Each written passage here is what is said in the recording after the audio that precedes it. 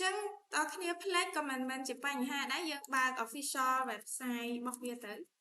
ចឹងសម្រាប់តិចស្រួលជាងគេគឺ document វាគឺគេហៅ friendly គឺស្រួលមើលមែនតើក្នុងហ្នឹងហើយ code update អីគឺគេមានប្រាប់យើងហ្នឹងចឹងគាត់តែបើកតិចមកឃើញកម្មាបង្កើត project បាត់ហើយនៅមុខយើងណាចឹងយើងចូល getting start មកគេប្រាប់ថា niche គឺជាអីចម្លើយ what is niche.js ឆ្លើយតែតាមនឹងមកបានបន្ទុកបាត់ហើយ JDF framework for build full stack capable full stack ដោយសារអី build បានទាំង front end build បានទាំង back end ចា full stack web application ហើយវាប្រើ React component សម្រាប់ build user interface នេះប្រើ library មួយបាទណាបន្ទាប់មកទៀតវាមាននៅ additional feature ហើយនិង optimization ចា additional feature ហ្នឹងមានអីខ្លះទៀតមានដូចជា routing មានដូចជាការ handle error អីផ្សេងៗហ្នឹងគឺមានទាំងអស់ហើយវា recommend ឲ្យយើងប្រើ app router ណាប្រើ app router ដែលពីមុនវាកាត់ចេញពីដំបូងហ្នឹងគឺ page router ទេណាសម្រាប់ page router គឺ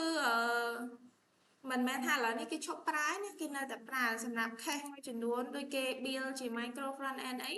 ដូចជា page router support ជាមួយនឹង micro front end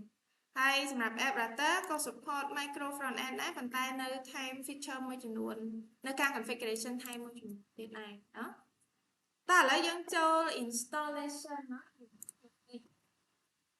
ចឹងការ installation របស់យើងហ្នឹងគេប្រាប់ថាបង្កើតតាម CLI ដែលយើងអាចបង្កើតតាម command pnpm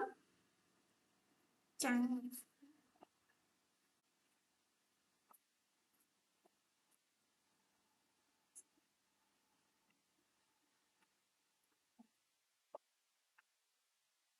យើងប្រើតាម pnpm ក៏បានឬក៏យើងប្រើ npm ក៏បានប៉ុន្តែយើងត្រូវ make sure ថា computer របស់យើងហ្នឹងបាន install node រួចហើយបានមាន command npx នេះទៅឡើងមកណាតោះអញ្ចឹងដល់គ្នាបើក terminal មក check version node លោថាឈប់រៀនមួយរយៈហ្នឹងuninstall node ចោលបានឬក៏ទៅឈូស Windows ចឹងចង់ check version របស់ node បងប្អូនសរសេរ command អីគេខ្លះ node ដក v ចឹង node នេះគ្រូប្រើ version 24ចាបើបងប្អូនធ្វើ20អីឡើងលើអត់អីទេចា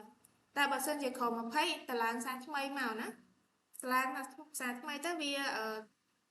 upgrade version ឲ្យតោះអញ្ចឹងយើងទៅ folder សួរបួរមកប្រើទៅ folder ដែលយើងចង់ដាក់សួរបួរមកគ្រូទៅរក folder ដាក់សិន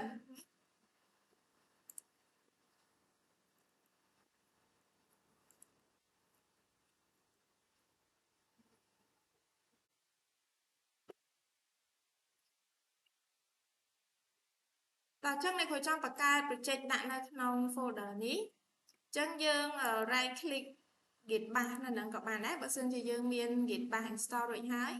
តែបើអត់ទេក៏យើងអាចប្រើ cmd ធម្មតាបានដែរអញ្ចឹង open with git bash here ចឹងមកតោះអញ្ចឹង command គឺប្រើ npx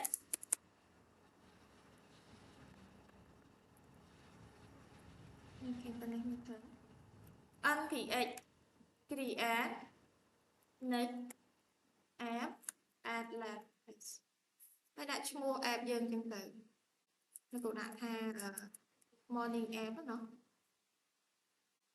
អញ្ចឹង command npx នេះគឺគេហៅថាវាទៅ load package create next app ដែលមាននៅក្នុង npm នៅក្នុង node package manager របស់យើងហ្នឹងដែលមានរួចហើយវាទៅ load អាហ្នឹងមកដើម្បីទៅ create next project ឲ្យយើងណាអញ្ចឹងទៅសេមក npx create .next .app add lab tag មកឲ្យដាក់ឈ្មោះ project របស់យើងអញ្ចឹងអ្នកគ្រូ enter មក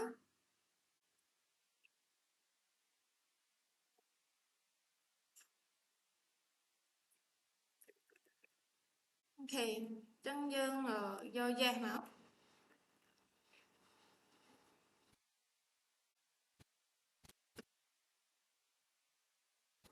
តោះតឡើងទាំងអស់គ្នាទៅហើយអ្នកគ្រូយក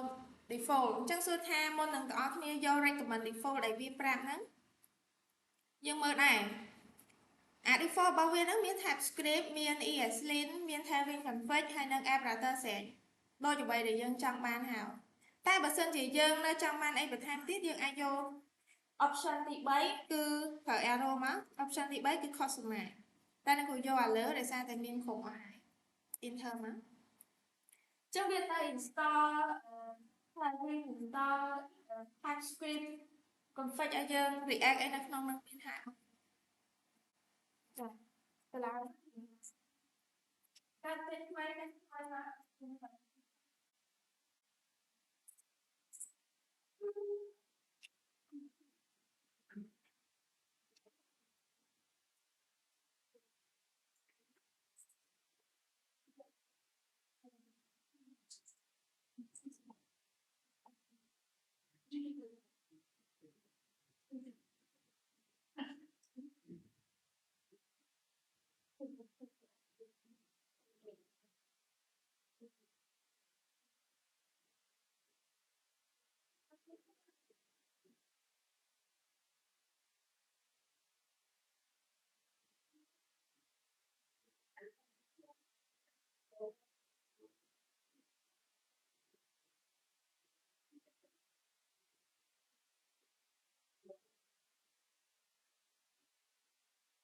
on. Aku đi từ ngoài không?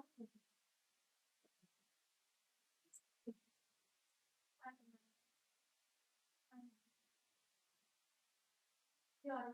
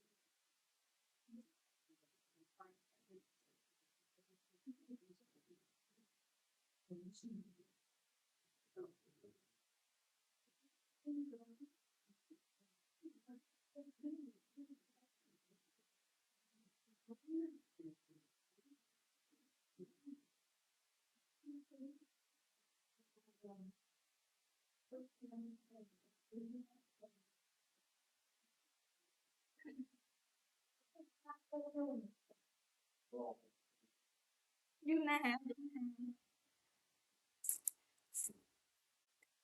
Các đồ internet đặt lên second floor. View page này. Sẽ đồ. Cô exit charge thì slow page hay tên một con nữa. C control C là low tiền.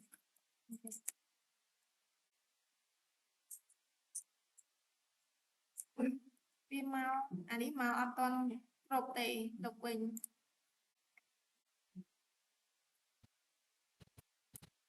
Vâng, trên này cũng có card mấy á, mấy view về đồ wifi thì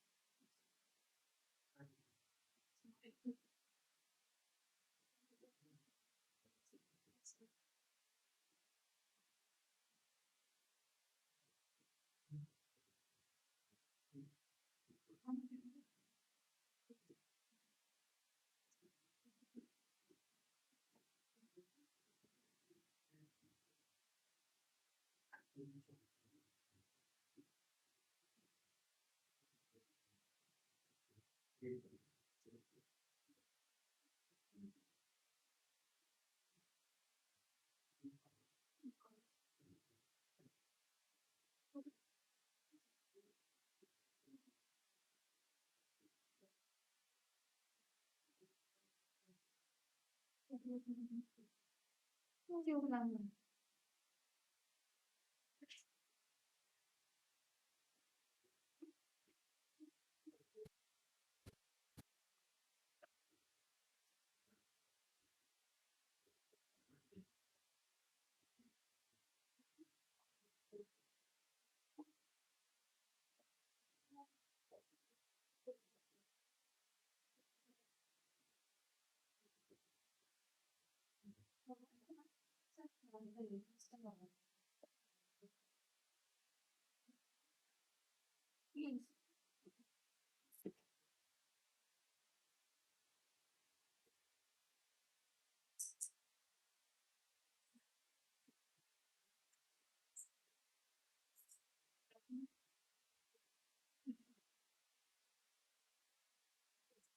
bên này kia bật ca thấy nhà bật chơi cho này cùng giờ bật chơi nhân món ta mua rồi này kia bật ca thấy bao cho group ai kia giờ do tay món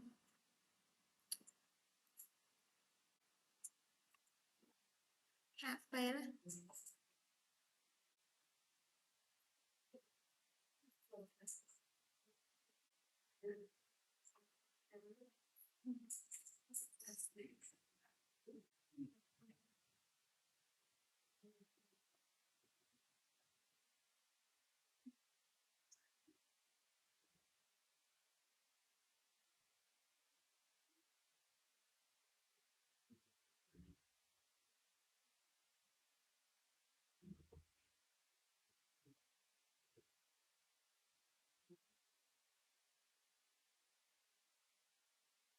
tao mình cái lẽ là nắng mắt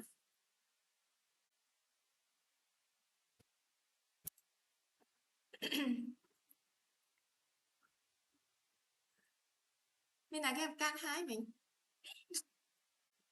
ហ៎អូលុប note ចេញចាំស៊ីបលុប note ហើយចាំស៊ីប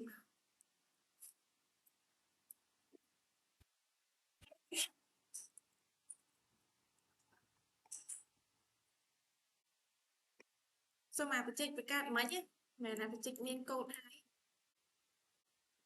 តែអ្នកគ្រូ cancel ចោលណា slow កាត់អត់បានយូរពេក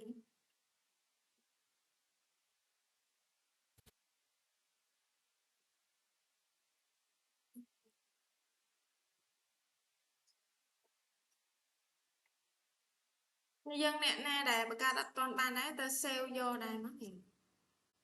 កុំឲ្យខាតពេលចាឡើងចង់10 20នាទីអត់បានអញ្ចឹងពេលតែ save file រណៈផ្ញើឲ្យហើយយើង extract មកនេះកុំឲ្យ double click ប្រើ extract យក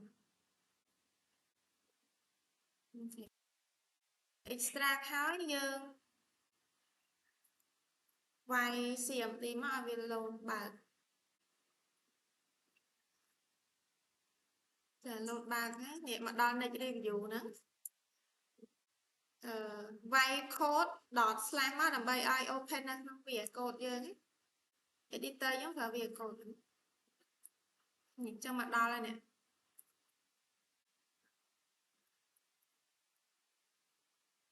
ចឹងគ្នាយើងទៅ open ទៅ extract ឲ្យមកដល់ហើយហ្នឹងមកនេះចឹង project របស់យើងឈ្មោះ next review ហ្នឹងនេះចាចឹងយើងមាន page មាន layout ហ្នឹង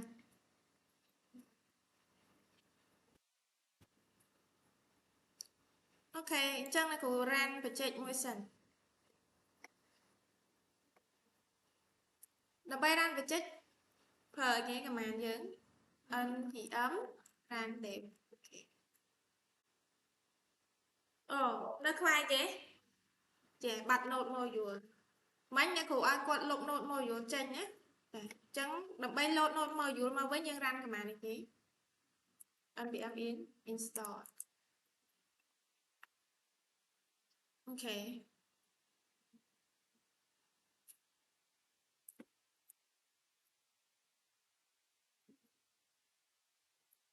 npm install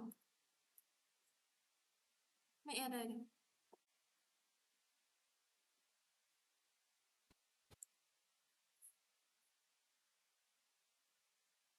មាន package JSON មាន2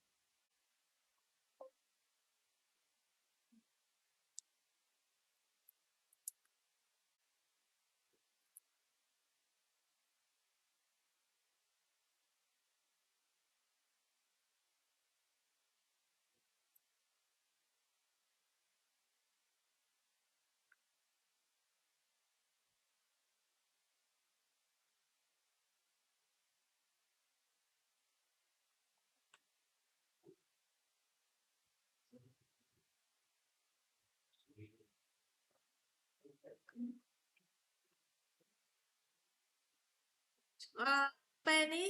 មិញ error ដោយសារគ្រូអត់បានចូលដល់ folder next review នេះ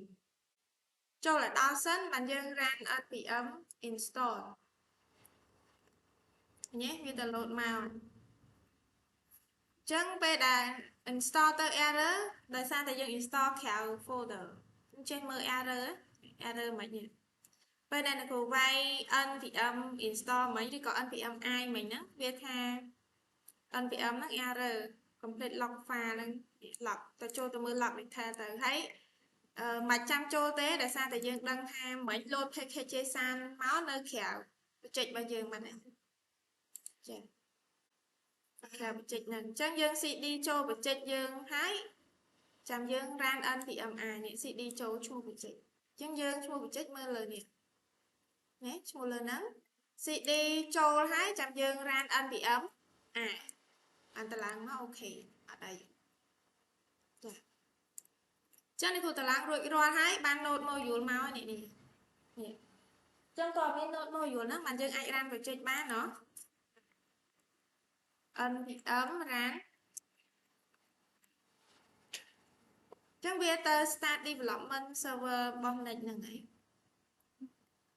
Bây giờ tờ bóng có slow đấy nè. Vì tờ bây giờ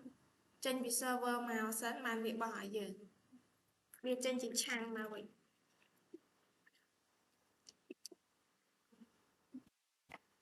Thích ra nó nè.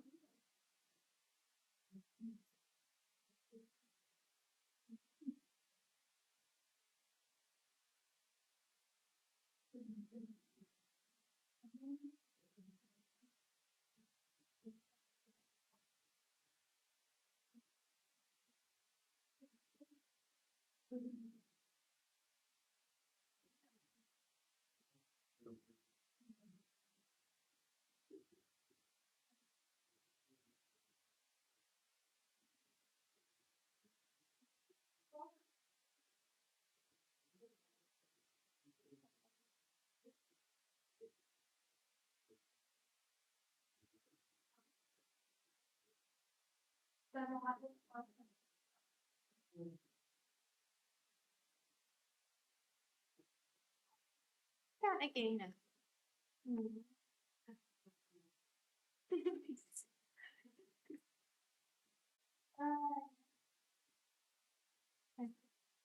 Anh không trình yên ấy ngay nè.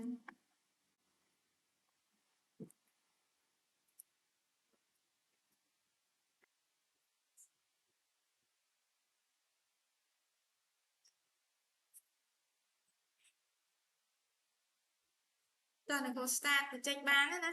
Trời, chụp chay luôn. Riêng start ban đó đi nữa rằng anh bị âm tiểu trên đi nữa. Ok. Ta, chân từ một to tiệt dương đang trên bị ca và ca component muối à nó. Chân use case anh ấy cứ cô nâng pra API free bỏ JSON placeholder. Cho mất những JSON placeholder này. Phải chỉ khi dân flop pra của API free nè. Thở API đi nè. Chân không JSON placeholder nó cứ dương ập như thế dương tập pra à cô. Nè, nó không nó cái miền chớn để tôi một khô của mến ăn là bò mình ở trên tự dương vô khô máu. Trong bài đại dương cho nó không API port nhưng mà tên này đã respond máu đi. Cả na dương vô liên nó pha lơ pra sở bán mà nên tha API nó cái ha public API free author authorization ấy bán lọc cả đấy. Chẳng respond bao vía dương mơ respond hai cái việc này làm nàng tha tên này ní chia từng đồ này. Dạ. Xin tạ biết xuống lên là khang front end dương tập kiệp ní ban nên tha rồi tên này trên chỉ lì ở đây chắc ở đây nó và dụ bao vía mỗi muối cứ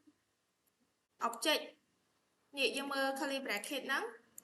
làm nàng tha chỉ object như thế chắc là cái object nó miên key value của mán miền ởចំនួន4nóមាន user ID ថៃថោះហើយនឹងបាទ D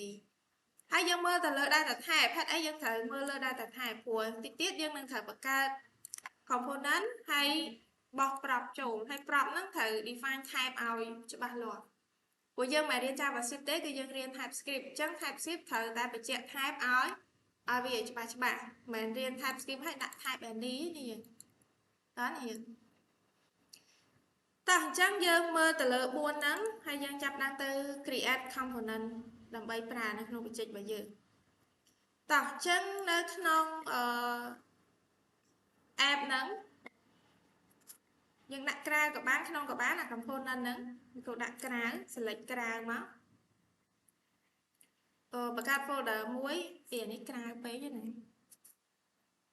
នៅក្នុងនេះ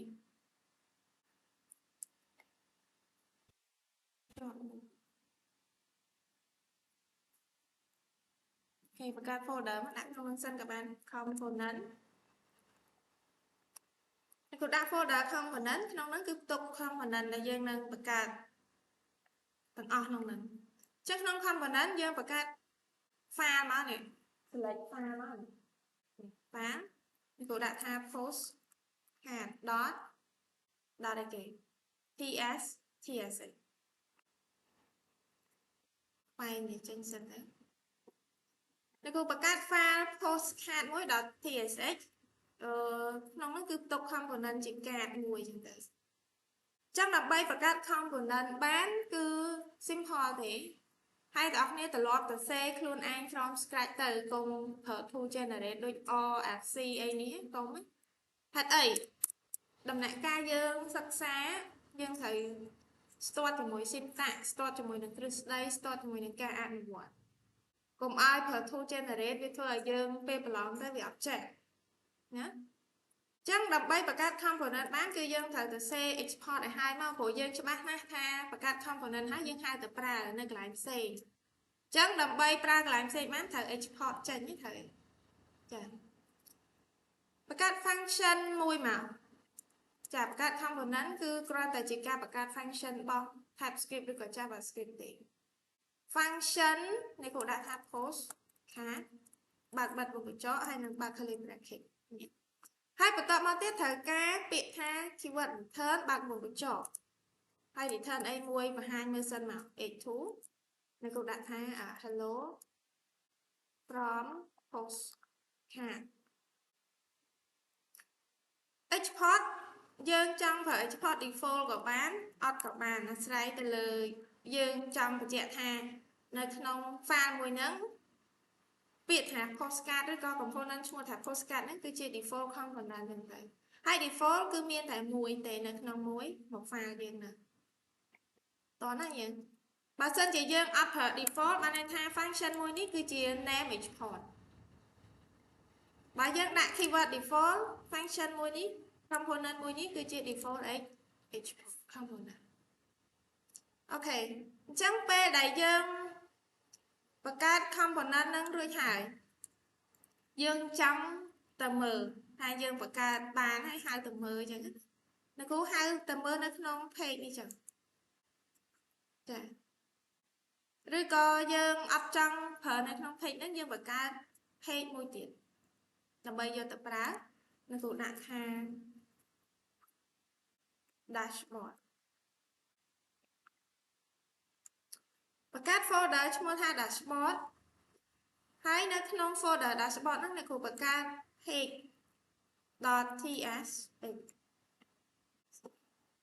ដើម្បីទៅ define ថា /dashboard នឹង view ឃើញ postcard យើងនេះណាអត់ប្រើ default home page ទេដូចគ្នាដែរដើម្បី define នៅ view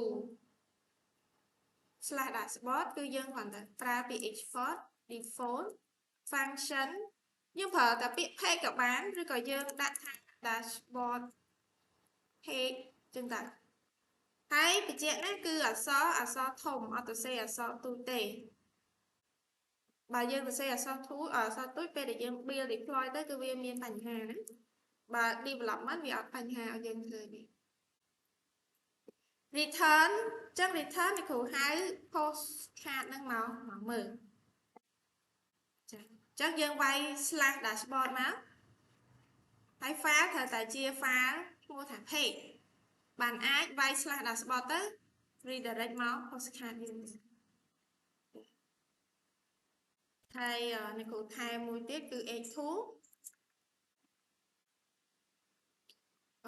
welcome to dashboard bật postcard sẵn này cụ hoàn chọn hơi welcome to dashboard page tân năng sẵn ta chẳng dân từ ví dụ nó lên browser dân vay cái slash dashboard mà nè chắc thay nhà so để dân ta xem môn nắng welcome to dashboard hey lấy dân bỏ từ lại như với này cũng trong hai postcard 20 tiền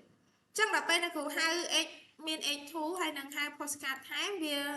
error thời đi dựng đời xa tái JSX expression nắng bia cả tham must have one parent element chắc là bây đó sẽ lại nắng dân thời thương mình ní cứ chỉ rule bao JSX thời chà nơi không lọc return ní cái hai JSX JavaScript and HTML thời đi nơi không return ní cái hai thay JSX expression đại dương miền thời tại follow the time rule môi trường nguồn ti mùi đôi cái lại ní chẳng nhân chuột chẳng mà return one parent là bây giờ ní khơi pi ấy Việt nào chắc là bay đo sẽ cái dương miền ấy chỉ parent cái đầu bây giờ như cô đặt empty fragment từ xa đây là cô ắt đăng ha cô tại đã ấy là dương cùng testing á ắt đăng ha cô đặt man đây có đặt điều đại chắc đặt empty fragment nâng chào sân tới là bay đo sẽ mà clear sẽ trong má dân tranh tiền thạch e thu mấy nhà năng hello from postcard mình nhận đặt cho mình chỉ rule bao giờ sẽ dương nè tao chẳng dương chạp đa tơ bạc cát không còn nên cạt bằng ta đi sẵn không còn nên cạt nâng đó chẳng cạt ní là cụ trong bóng hang biên user ID biên ID thay thôi nâng bà đi cho nó nóng postcard dương design sân máu chẳng dương đặt điếu đặt điếu máu cho nên cô đặt egg thú này cô trong bà hai thỏ trong hai thỏ description này cô đặt là không thí chẳng này cô đặt hai description và to ma tiết này cô đặt nằm span trong thật đau của user ID hay năng ai tên này bao nhiêu cứ ở toàn miền thế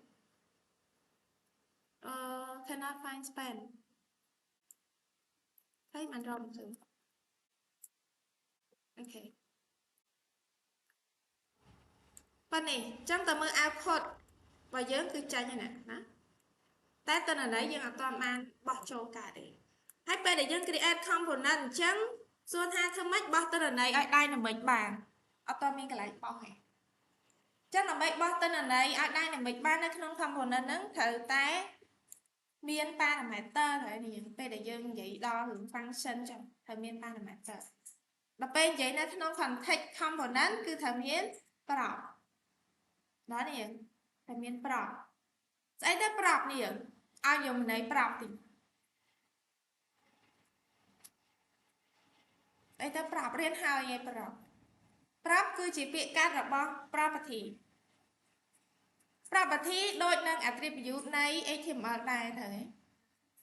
HTML phía xa số riêng trên kia sẽ ta attribute bằng HTML và tha vào bạn vô alternate property ở đó của vô alternate attribute bằng HTML mình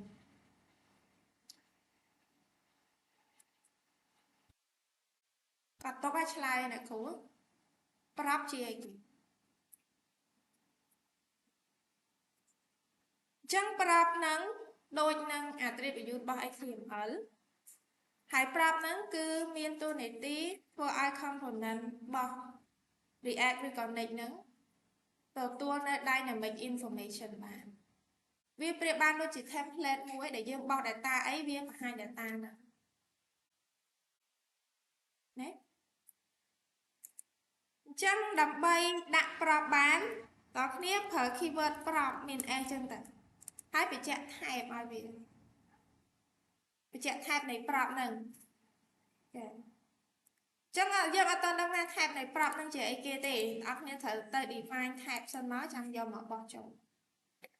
តោះអញ្ចឹងទៅ define type អ្នកគ្រូបង្កើតជា folder lib មួយទៅក្នុងនោះអ្នកគ្រូទុក type អ្នកគ្រូដាក់ថា post.ts អ្នកគ្រូអត់ប្រើ post.ts អីទេដោយសារតែយើងអត់ត្រូវការទៅសេកូដ HTML ឬក៏កូដ JavaScript ក្នុងហ្នឹងទេក្នុង post.ts នេះគឺ define type ចាចឹងយើងឲ្យ export ទៅហើយព្រោះយើងនឹងត្រូវការយក type ហ្នឹងទៅប្រើនៅអាស្រ័យ export type ឯគេនេះគ្រូដាក់ថា post response ចឹងស្មើបើក curly bracket មកវាប្រៀបបានដូចជាការ define object មួយចឹងហើយមិញ post response ហ្នឹងយើងទៅមើលនៅណាទៅមើលលើ API ដែលយើងនឹង expect ទៅទាញយកមកប្រើនេះដែលមាន key អីខ្លះ user ID ID title នឹងបាទ ID define ទៅតាមនឹងមក user ID ហើយជាអីនេះយើងមិញ number ណោះ number មក ID type ជា number ដែរតែបើយើងអត់ច្បាស់យើងបកទៅមើលវិញទៅ title string ណា body មិញក៏ជា string ដែរបាន type string ចឹងយើងបាន type post response ហើយអា postcard នេះគឺនឹង expect ប្រាប់ជាប្រភេទ type response ផងមិញចឹងដល់គ្នាបំមក post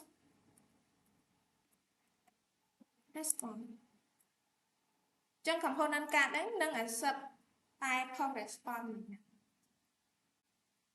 ចាបន្តមកទៀតយើង define រួចរាល់អស់ហើយយើងត្រូវយកមកត្រៀមនៅក្នុង body របស់យើងនេះក្នុង div របស់យើងនេះអញ្ចឹងយើងចង់បង្ហាញ title យើងយក prop dot title ទៅឃើញទេវា suggest ឲ្យយើងទៀតហើយបើក curly bracket នេះកន្លែងនេះម្ដងទៀតមក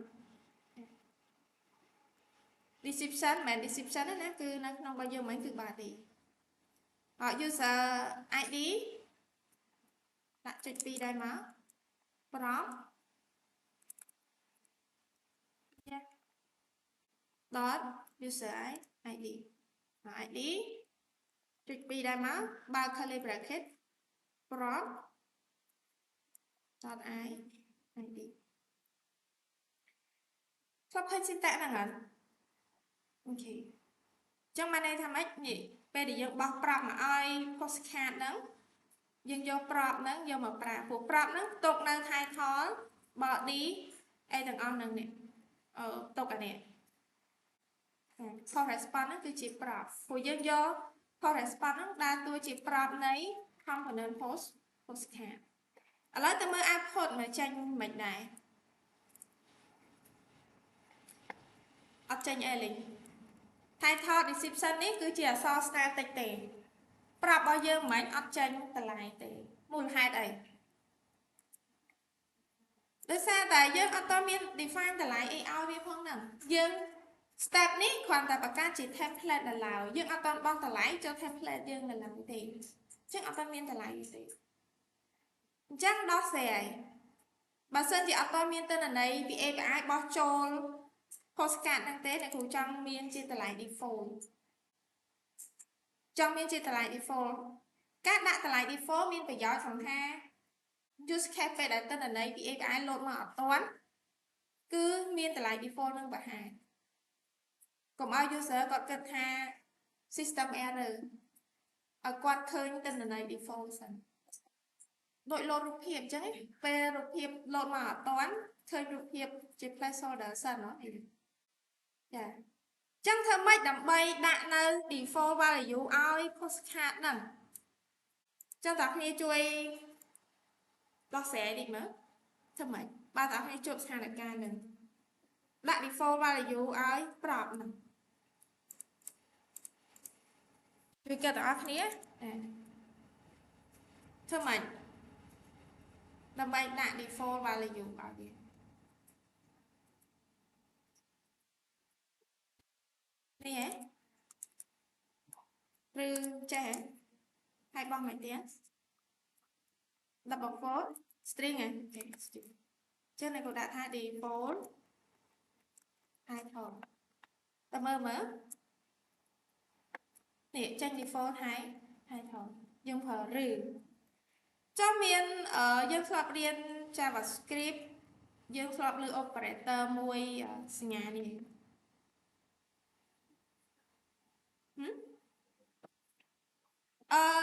Bracket គេអត់ប្រើសញ្ញាឬទេគេប្រើសញ្ញា operator មួយនេះគេហៅ null collecting operator ចឹង operator មួយហ្នឹងបើសិនជាខាងមុខនេះអត់មានកន្លែងអីទេវានឹងយកអានេះ set ចូលប្រាប់ title ជា default value ចឹងសញ្ញាសួរពីរដងនេះគេហៅថា null collecting operator ណាចឹងដើម្បីដាក់បែបហ្នឹងចឹងទៅពេលដែលអត់ទាន់មាន value ចឹងនេះដាក់ default description អូខេចឹងគ្រូដាក់ default ប៉ុណ្ណឹងហើយ user ID យើងគ្រូដាក់0ចឹងទៅដាក់0 default ដែរចឹងមកមើលគឺមាន default value មកតនេះយើងដាក់បែបហ្នឹងក៏បានឬក៏មានមួយជំរើសទៀតយើងអត់ទៅសេចឹងឯងគឺយើងបោះ default ហ្នឹងនៅក្នុងជា parameter ហ្នឹងតែម្ដងចឹងតើគ្នាពេលដែលយើងទៅសេប្រាប់អញ្ចឹងតើគ្នាហត់ទៅសេប្រាប់ dot រហូតសម័យមើលថានៅក្នុងប្រាប់ហ្នឹងមាន key value ច្រើនយើងមិនត្រូវទៅសេប្រាប់រហូតចឹងជាទូទៅគេ recommend ឲ្យយើងទៅសេ destructuring ចេះមានសញ្ញា curly bracket គេហៅថា destructuring អញ្ចឹងគ្រូលុបប្រាប់នឹងចោលហើយ enter ចុះមកអញ្ចឹងនៅក្នុងប្រាប់ type ផុសយើងមិនមាន user ID title និង body ដូរមកវិញមកយើងហែកចេញមក user ID bia ID bia title bia body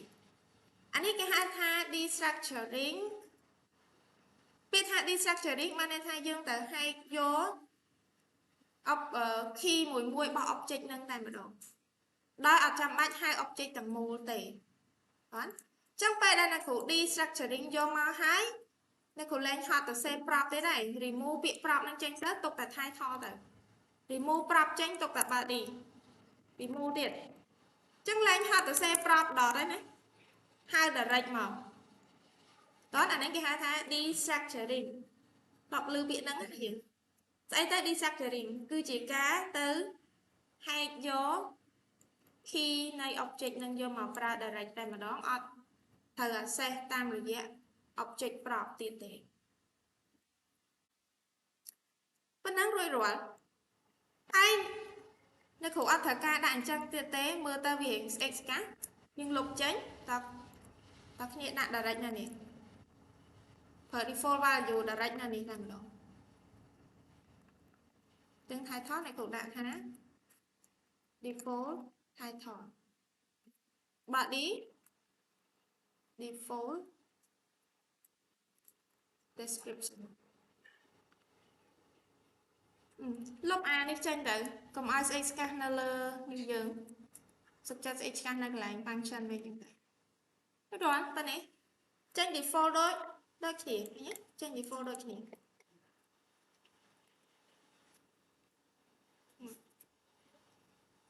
ចឹងរួចរាល់សម្រាប់ការបង្កើត component ហើយយើងបោះប្រាប់ឲ្យវា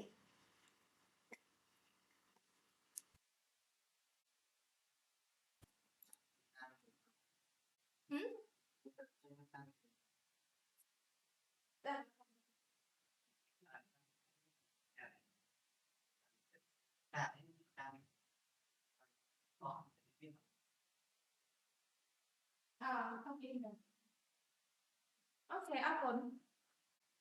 ta đặt video drop nên làm nó sai bo rồi tình nào à đấy thật ra in đây là bây giờ xem bất chỉ trầm tự và ta số tha bây giờ dân thợ ma phái thật ca khoa thử in đây chưa đó ok ta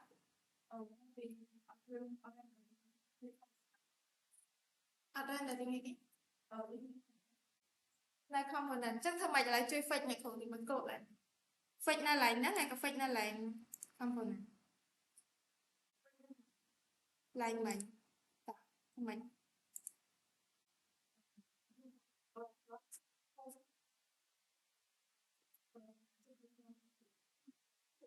đặt là lại như mấy anh đi mấy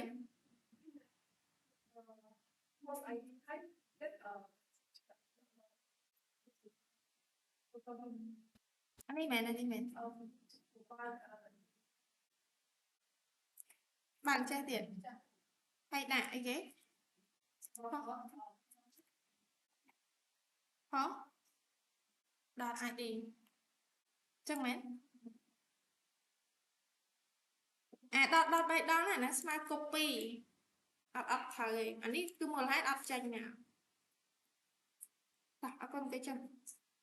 mới mình đã rất khơi nhỉ mấy nhà cô click resume video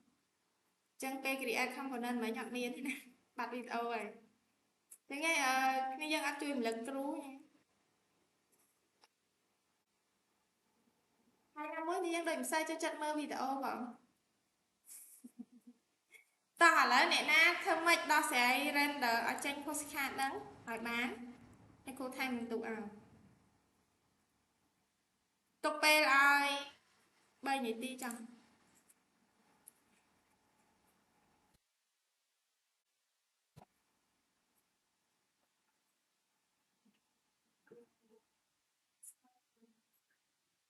cùng cha chụp sao nữa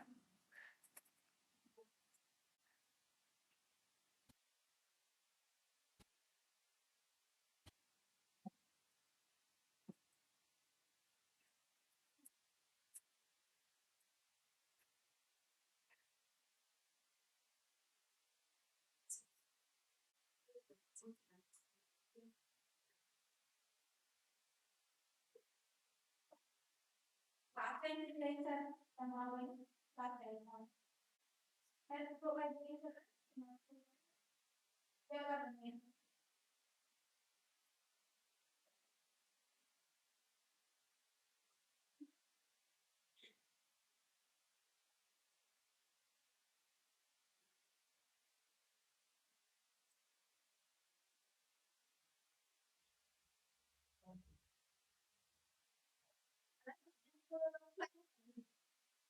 thực tế anh nói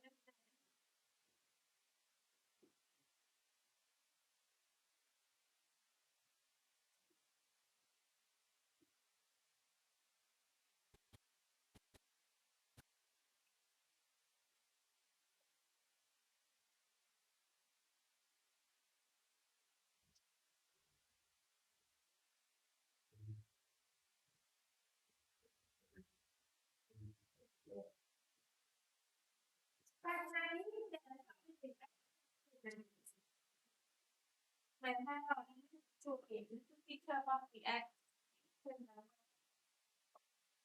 tôi nghĩ anh bị áp chụp ảnh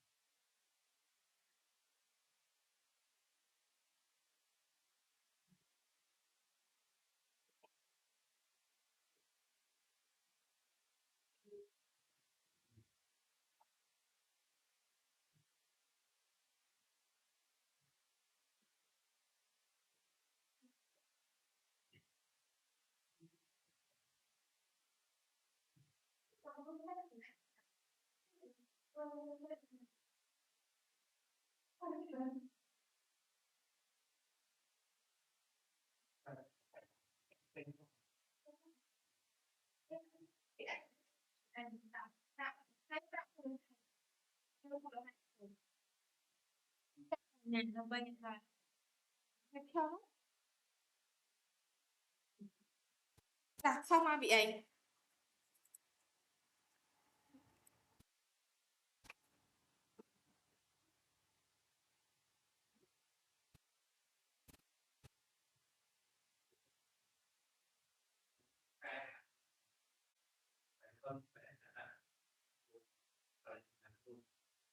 Đi ấy, vòng cái trò. Ok. Cái môn là hai đấy mà anh phải cài chẳng.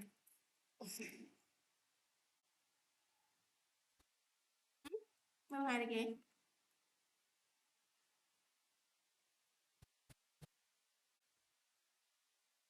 Bằng cái này nè. Tranh cái gì à? Tại đây có sao tao còn hỏi.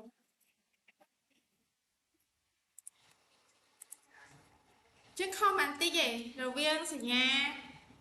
Curly bracket hay nâng vòng của trò. Lấy phép một là hai này của mới mau bị ấy.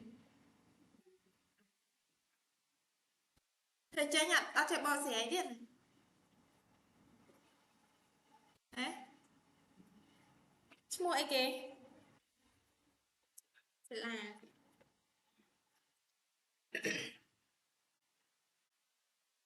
sao con cái chưa vừa chơi nhặt chạy bỏ sẽ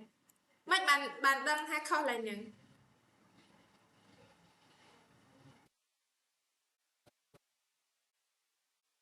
đấy rồi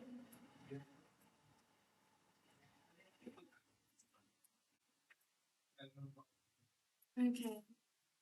rồi chẳng dương thời trang tha return làm bây return chỉ giúp ai cứ không chỉ sẽ rule đã thì thời vòng trọ hay những thời còn return vòng trọ này chẳng việc bậc can bà sơn chỉ dương đã sẽ nhá curly bracket mới đó kia thở từ xe keyword return hai em bán chỉnh bà có cái ở trong cái nâng ta trên vùng trọ đó chẳng Việt Nam ta đầm bay đi thân tránh thở tay vùng trọ đi thân châu chỉ dú ai đó tích khi dân mình tích khi dân rồi thời lo ta xe cô tam khổ nè trong thời vô bị mua là hai đó bạn dân ai đó sẽ phải những hai chỉnh rồi mua là hai để khởi lấy mua là hai tên lấy miền hà phòng hôn nắn công miền hà ra nợ tránh không lại năng mình tìm đó ta cho dân break sẵn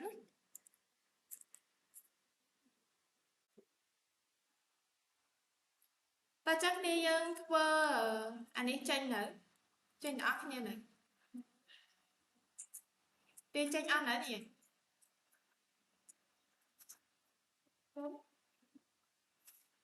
ta hỏi là ní này cô reflector coating យើងអត់ទៅសេនៅក្នុងនេះដែរទេណាយើងបង្កើតជា function វិញអញ្ចឹងពេលដែលយើងទៅបង្កើតជា function គឺយើងត្រូវកាត់មក block នេះកាត់មក block នេះចេញវិញទៅជា function ខាងក្រៅគឺបង្កើត function នៅខាងក្រៅវិញណាអញ្ចឹងយើងបង្កើត asynchronous function ឲ្យហើយទៅព្រោះយើងដឹងថា function នេះគឺ fixed roaming ហ្នឹង asynchronous function នេះគ្រូដាក់ថា fixed ប៉ារ៉ាមយើងត្រូវការអត់ទេដល់ព្រោះយើងទាញទាំងអស់តបចេញទៅមាន return អត់ចា return តែមិន return JSX អីទេគឺយើង return តម្លៃអញ្ចឹងឥឡូវនេះយើងកាត់3ជួរនេះសិន3ជួរនេះសិនហើយ base API នេះយើងដាក់ជា environment variable វិញដើម្បីអីបើសិនជា base URL នេះមានការកែប្រែយើងកែតាមមួយកន្លែងទៅគឺហៅប្រើបានទាំងអស់អត់ពិបាកដល់កែតាម file ទេអញ្ចឹងយើងដាក់ environment variable មកនេះដាក់នៅណាយើងដាក់នៅ outside មក .env outside នេះដូច outside ជ្រុលហ្នឹង dươngដាក់នៅ Smart App នេះទាញមកនេះធំ app មកសិនដាក់ចូលមកប្លុកទៀតសិនគឺត្រឹម app សិន level វា Smart App ណា next នេះគឺ Smart Folder App មួយចឹងយើងដាក់ environment variable ហ្នឹងក្នុង environment variable ពីច្រើនយើងទុកនៅ secret ដូចជា URL ដូចជាការ configuration អីផ្សេងៗដែលយើងអត់ចង់ឲ្យ git trace បានហើយនេះចឹងយើងដាក់មិញគ្រូដូរពីការដាក់ base URL ហ្នឹងមកក្នុងនេះវិញចឹងក្នុងនេះតម្រូវឲ្យយើងប្រើ keyword next public API URL ត្រូវមានពាក្យ next នេះពីមុខបានយើងអាច access ចូលនៅក្នុង environment env នឹងបានស្មើទៅយកពីនេះវិញ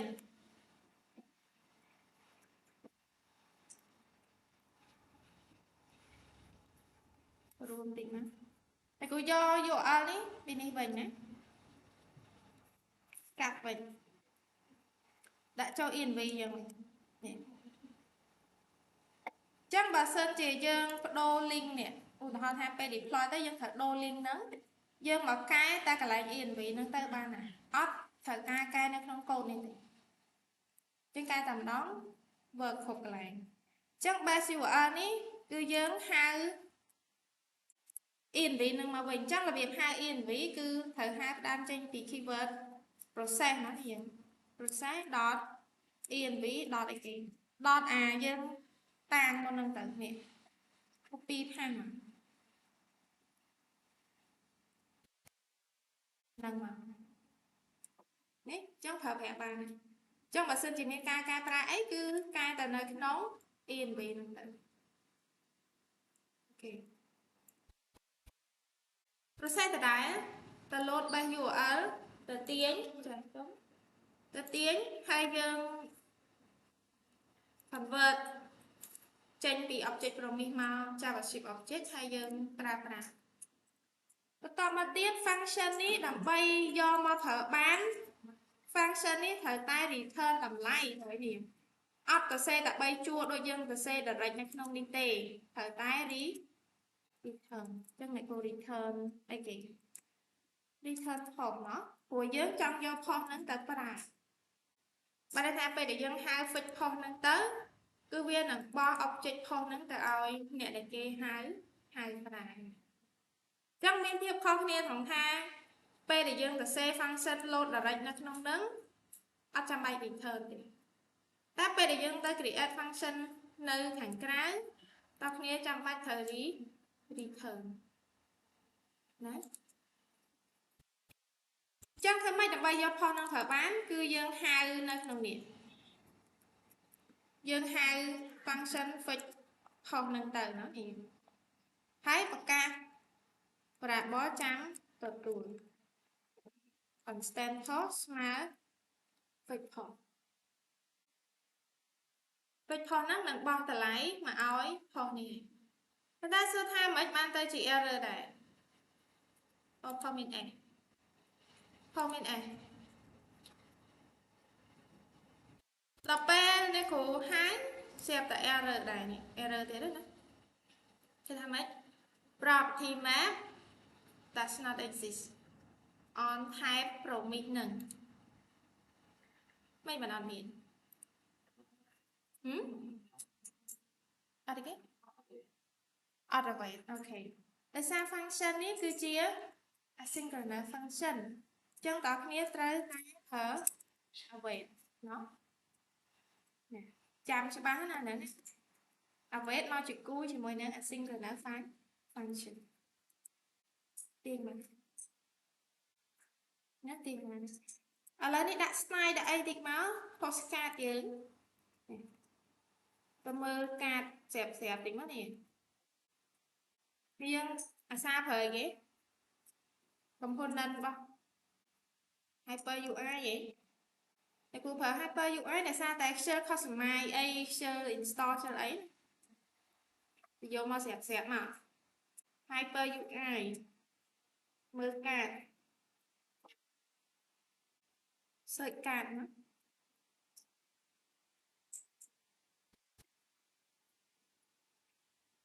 យកកាតនេះចុះណា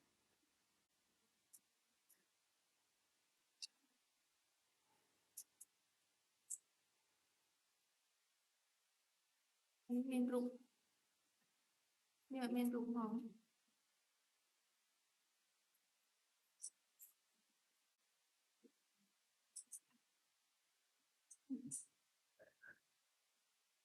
គេយកលើហ្នឹង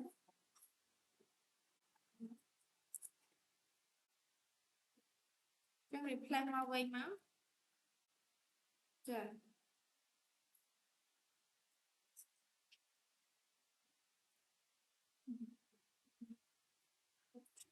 កែច្រើនណាស់ ត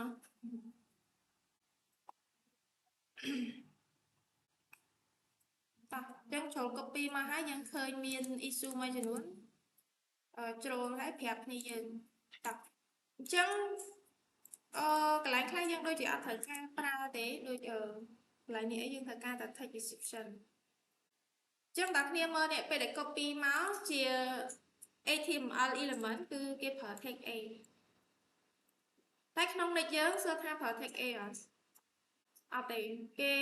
recommend ឲ្យប្រើ link វិញចុះខុសគ្នាមិនខ្មិចរវាងការប្រើ text A អត់ text A ហ្នឹងជាមួយនឹង link text link ហ្នឹង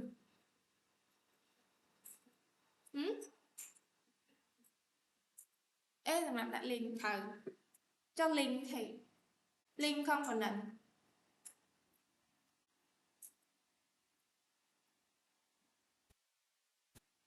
ខុសគ្នាវិញពីណារៀនមកគ្រូពោពេញនៃភាពឆ្ងល់ណាឆ្ងល់គ្រូមកបរិយាមកសួរខ្ញុំនេះមួយទៀតពេលដែលអ្នកគ្រូ copy ផាសមកឃើញអានេះខ្លះក្នុង React ឬក៏ក្នុង Next យើងគឺប្រើ class name ឥឡូវ refactor code អ្នកគ្រូ search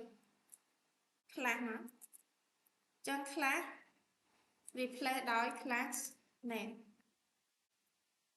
ដើម្បីលឿន replace all មកនេះជុំណាអូខេចឹងឡើងមាន warning ឡើងមាន warning ឥឡូវទៅមើលសិនចេះយ៉ាងម៉េច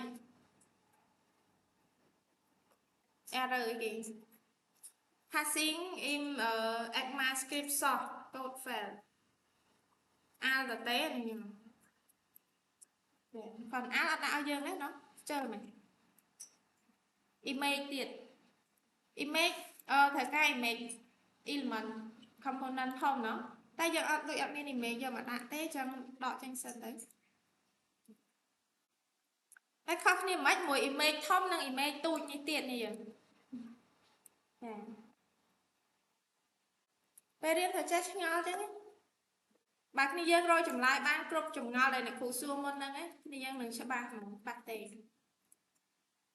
ចុះខុសគ្នាមិនរវាង A define link ដូចបងអូនប្រហែលថាចឹងអត់មានខុសទេតែអា link ដែលគេ recommend ឲ្យប្រើក្នុង Next project នេះវាខុសគ្នាមិនជាមួយនឹង A ធម្មតាដូចជា extend PHP A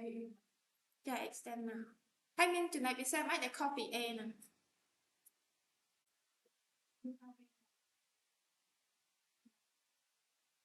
ហើយគឺគេ build on top របស់ A ហ្នឹងឯងប៉ុន្តែគឺថាមាន feature អីដែលខុសប្លែកគ្នា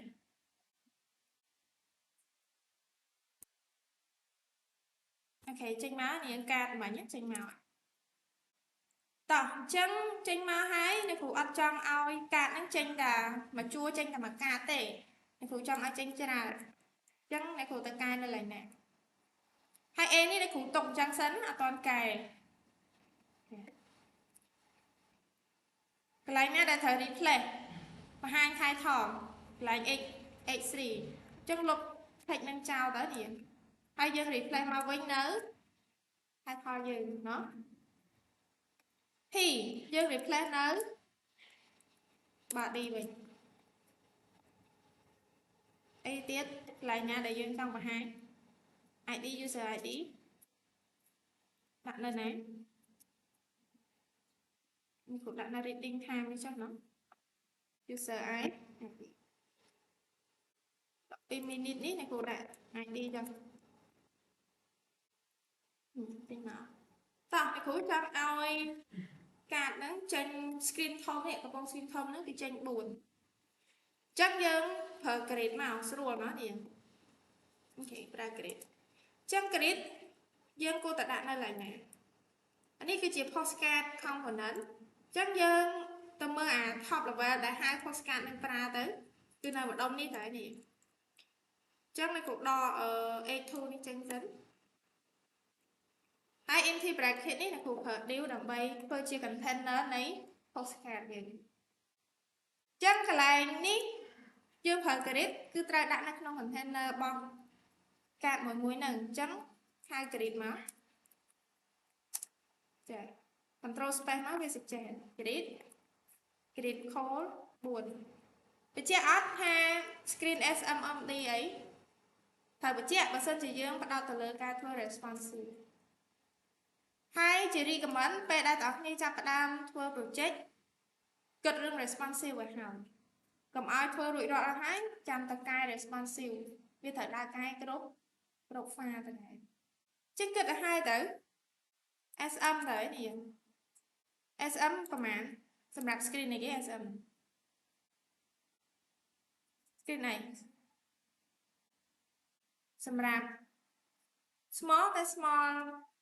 ប្រភេទណាទូរស័ព្ទចុះទូរស័ព្ទផ្ដេកចូលក្នុង SM ហ្នឹងអត់ទូរស័ព្ទផ្ដេកចូលអត់អត់ចូលទេអត់ចូលទេត្រូវទេចូលអត់គាត់តែ trick មកតិចគ្នាយើងគឺថាឆ្លន់ហ្មងចូលអត់ SM ហ្នឹងអត់ទេឥឡូវបន្តែថាអត់ទេឡើងវិញ្ញាថាចូលអត់វិញ្ញាមានច្រើនណាវិញ្ញាបែបឡើងវិញ្ញាស្រីតោះចូលអត់ SM ហ្នឹងចូលមិនចូលចាំតេស្តមើលយើងរៀនហើយអស់ហើយធំមកហើយចេះគិតខ្លួនឯង SM ហ្នឹង device ទូរស័ព្ទផ្ដេកក៏ចូលដែរណាញ៉ាMD ចូលពពួក iPad ពួកអី MD ផ្ដេកអ្នកគ្រូដាក់2ឬក៏ពេល small ណា MD grid pole គឺយក3 LG ដាក់ធ្វើ LG បានទេបាច់ដល់ XL អីទេ LG ហ្នឹងយកមកទៅgrid 4តោះអានេះអ្នកគ្រូបរិយាយកឃើញចេះគេ4នេះហើយនៅupគ្នាដាក់ចន្លោះវាតិចមកប្រើគេប្រវិធីអត់ខ្លះរបស់ Kelvin គឺ game មកចង់បានប្រមាណទួយទៅណា1នេះស្មើប្រហែល 0.4 ពិសាដាក់4មក EM អូខេតិចច្រឡំបរិច browser មើលអត់ដឹងទេនាងចាចង់បរួមឲ្យ 100% មកបានឃើញកូដរបស់វាគាត់អ្នកគ្រូបរួមយក 100% ទូចយើងមើលតោះអញ្ចឹង style យើងបានហើយហើយមិញ A link ចុចទៅត្រង់ជ្រូកណាចាហើយជាមួយអ្នកគ្រូចង់ click ទៅ page មួយទៀតគឺ slash dashboard ដដែលថែម slash block ហើយថែម view by ID នៃ post ណាអញ្ចឹងអាហ្នឹងត្រូវធ្វើតាក់ទងជាមួយនឹង nested route dynamic route រំលឹកតាក់ទងមួយ dynamic route មួយទៀតណាតោះអញ្ចឹងយើងទៅបង្កើត folder ដើម្បី define នៅ dynamic route សិន dynamic route ហ្នឹងមិនគឺ slash dashboard slash block និង slash id នៃ post មួយនឹងចឹងទៅចឹងទៅបង្កើតក្នុង dashboard នឹងតាណាអ្នកគ្រូថែម folder block ហើយដើម្បី define នៅ dynamic segment ដែល slash id ទី1 slash id ទី2ហ្នឹងគឺត្រូវបង្កើត folder ដែល folder របស់យើងត្រូវដាក់ curly bracket ណាធៀងដើម្បី define ចឹងបានចឹងលោកគ្រូប្រើជា slash មកហើយនៅក្នុង slash ហ្នឹងបង្កើត file មួយឈ្មោះថា page.ts tsx មកចាហើយចាំបើសិនជា file នេះសរសេរពាក្យផ្សេងក្រៅពី page គឺអត់អាច render ចេញជា UI ឲ្យយើងឃើញដូចចេះបានទេអាហ្នឹងគឺជាគេហៅ file name convention ក្នុង Next.js របស់យើងអស់គ្នាដឹងតែគ្រូនិយាយមកវិញទេណោះ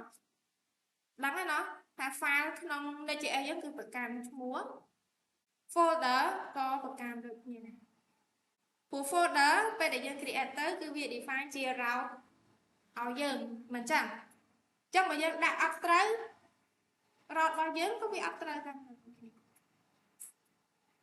មិនយើងហៅឆ្ងល់អីមែនមើលអត់ឃើញមែនអូចឹងទៅអត់ឃើញមកអង្គុយមកមកឆ្លាញ់តែខយ៉ាងមកអង្គុយមកស្រីៗនៅមុខទាំងអស់នេះអូខេបង្កើត page បានហើយតោះយើង export តេស្តមើលបន្តិចទៅ export default function នេះគាត់ដាក់ថា block page return មើលតិចមកហ្នឹងគឺ this is block page អូខេចឹងយើងមកតេស្តមើលវាយ dashboard ហ្នឹងទៅដែរថែម slash block នេះគួរអត់តន់វាយអីទៀតទេ slash block ដល់ពេលអ្នកគ្រូវាយ slash block វាចេញ not found ដោយសារអីនៅក្នុងអាកន្លែង folder block របស់អ្នកគ្រូនោះអត់តមាន file page ទេ file page ដែលអ្នកគ្រូ create មិនគឺចូលមក level ទៀតគឺ slash ចឹងមិនមែនវាយ slash មួយទៀតទេណា slash ហ្នឹងគឺជា dynamic route ជា value ដែលយើងខាង dynamic ឥឡូវគ្រូដាក់ slash លេខ2 block page នៅគ្រូវាយ slash លេខ3ក៏នៅ page ហ្នឹងដែរចឹងយើងគោលបំណងយើងបន្តទៀតគឺត្រូវចាប់នេះអា slash ពីក្រោយ slash block នេះបើលេខ3ចាប់បានលេខ3បើលេខ4ចាប់បានលេខ4អាហ្នឹងគេហៅថាប៉ារ៉ាណោះនេះយើងចាប់ប៉ារ៉ាបាទធ្លាប់ចាប់នៅអត់ទេណាបើអត់និយាយបានន័យថាអត់ដែរណាឥឡូវsignature គ្នាយើងគឺអត់មាត់ហ្មងមិនរៀនត្រឡប់ឡើងនិយាយអស់ហើយនេះបើថាអត់ប្រាប់ថាអត់ធ្លាប់ប្រាប់ថាធ្លាប់ត្រឡប់ active មួយគ្រូតិចទៅនេះបានរៀនចេះណារៀនយូរទៅ IT ទៅ introvert អស់ហើយកុំឲ្យគេថា IT introvert ណាចាកែពាក្យនឹងចេញមកវិញតែពេលនិយាយចឹងខ្ញុំ introvert ណាមកខ្ញុំមករៀន IT អូខេតោះអញ្ចឹងអ្នកគ្រូចង់ចាស់ប៉ារ៉ាមអញ្ចឹងត្រូវធ្វើម៉េចត្រូវ destructuring ប៉ារ៉ាមចេញពី block page នៅក្នុង document គេក៏គេបានរៀបរាប់ដែរនេះតិចអត់ដឹងថានៅក្នុង document នេះនៅកន្លែង layout ហើយនឹង page ចូលមើលគេមានរៀបរាប់អំពីការ create layout ចាតោះបានបង្ហាញនេះយើងចាំចាប់អាហ្នឹងចាំធ្វើ layout នេះរបៀបបង្កើត layout ថ្មីដែលខុសពី layout ដើមចឹង layout ថ្មីនេះហេតុអីយើងត្រូវការបង្កើត layout ដោយសារតែដូចកន្លែង dashboard layout របស់ dashboard អាចនឹងខុសពី layout របស់ home page ធម្មតាចឹងចាំបាច់ត្រូវតែយើងបង្កើត layout ទេ ចឹងវិធីសាស្ត្រនៅក្នុងការបង្កើត layout ត្រូវបង្កើត file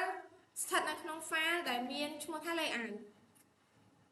បើយើងដាក់ឈ្មោះ file ផ្សេងគឺអត់កើតទេ file layout ហើយបន្ទាប់មករបៀបសរសេររបស់គេគឺ children ហើយ children ហ្នឹង type ជា React Node ហើយបន្ទាប់មកយើងបោះអីនៅក្នុងនឹងចឹងទៅនឹង layout តោះចាំក្រោយអ្នកគ្រូបន្តសិនធ្វើឲ្យដៃដើម្បីនេះសិន nested route នេះដែលអ្នកគ្រូកំពុងធ្វើមុនធ្វើនេះ slash block slash នេះគេហៅថា nested route ឃើញ slash dashboard slash block slash តទៀតទេហ្នឹងគឺ nested ចឹងពេលដែល rule នៅក្នុងការធ្វើគឺគេបង្កើត folder រួចអស់ហើយតាគៀប folder តាគៀបរបស់យើងរួចអស់ហើយគេចាប់ផ្ដើមសរសេរមិនចាប់មិនទៀតមកដល់ឡើងណាដែលចាប់នេះកន្លែងចាប់កន្លែង block post page ដែលអ្នកគ្រូកំពុងសរសេរនេះ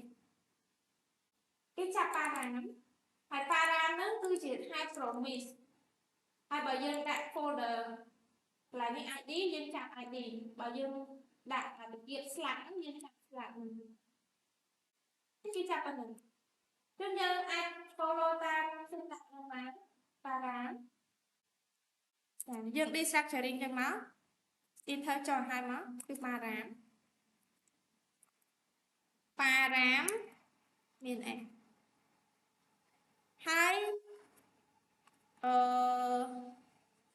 ចុច2ចាចុច2នៅនេះចុច2ហើយមាននេះទៀត destructuring នឹងមួយទៀតប៉ារ៉ាមហ្នឹងគឺជា type promise យ៉ា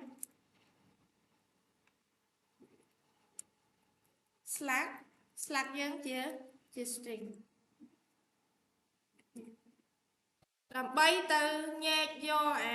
dynamic param ហ្នឹងគឺត្រូវ destructuring ចឹង param ត្រូវតែ param មាន s ហ្នឹងមិនទៅសេអីតាមចិត្តបានទេព្រោះអាហ្នឹងគឺជា object prop របស់ navigation យើងនឹងរបស់ routing យើងនឹង param មាន s ហ្នឹងហើយបញ្ជាក់ទៀតថា param ហ្នឹងគឺជា type promise ហើយយើង destructuring slash នៅក្នុងនឹងឯហើយតោះអញ្ចឹង this is block page ហើយនៅគ្រូហៅ param នឹងមើលចឹងដើម្បីយក param នឹងមកប្រើបានគេប្រាប់ទៀតរបៀបសរសេរទៅ destructuring ក៏បានឬក៏យើងគ្រាន់តែហៅ param.slash ហ្នឹងទៅអញ្ចឹងគេ destructuring ចឹងនៅលើ return destructuring slash ហ្នឹងមកស្មើអ្វីដែលហៅទៅព្រោះអាហ្នឹងវា promise ឃើញទេ promise អញ្ចឹងអ្វីដែលហៅ param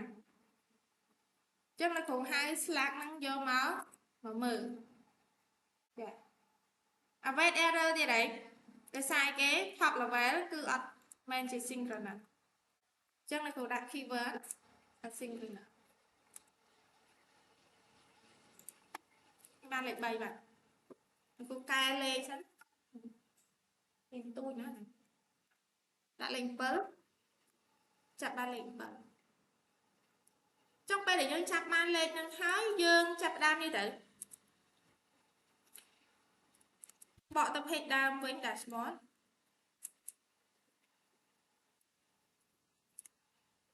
ចឹងគ្រូ click លើហ្នឹងធ្វើម៉េចឲ្យទៅ slash dashboard slash block ហើយតាម ID ដែលយើងមាននេះ ID ដែលយើងមាននេះ issue អីគេissue HTML យើងនេះតោះចាំ fix តាមក្រោយទៀតចឹង slash នេះចាប់បានរួចរាល់ហើយយើងចាប់ផ្ដើម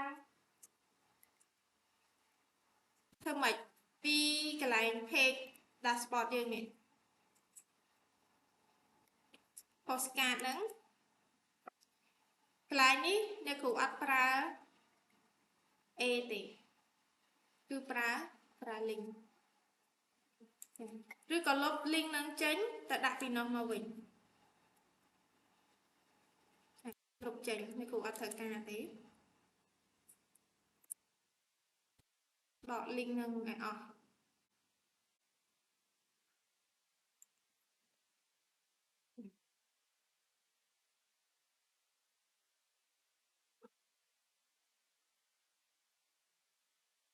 đọc bóc cái lấy miễn tôi sợ là bên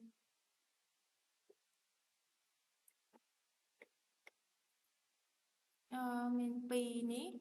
tại sao tại dân Pì dân đọ e tới à này miền Pì chắc này khổ đại em thì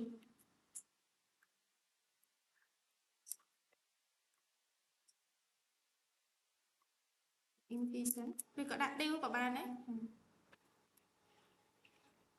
cho mới khôi sai cho mình phải tan bằng việc khôi sai mình chắc dân hiệp khla bao viên thì tới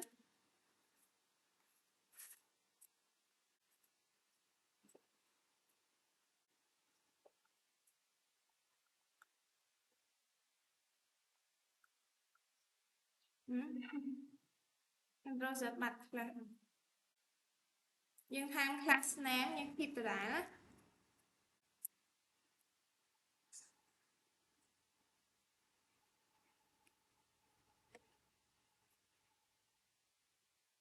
review mới nên là cô do class hay mau bình sao mình control sẽ bị ẩn màu trong từ do class bảo kê mau bình nữa okay. Mau bình nhé chắc là đấy click lên bàn ta mấy cô ở trong click đi cái này postcard này thế cái trong click cái này dashboard như vậy dashboard với miền page mùi như thế cho không bắn page nè đã click về đi ta mình nhé click về mình chứ là cô đặt vềលើ postcard đi control X postcard យើងសិនមកគូហៅ link ចឹង link មើលផងនេះ import ប្រយ័ត្នយក link ណាណៃផ្សេងគឺយើងយក next link ហើយបោះនេះចូលចា error មិនបាន error ចឹង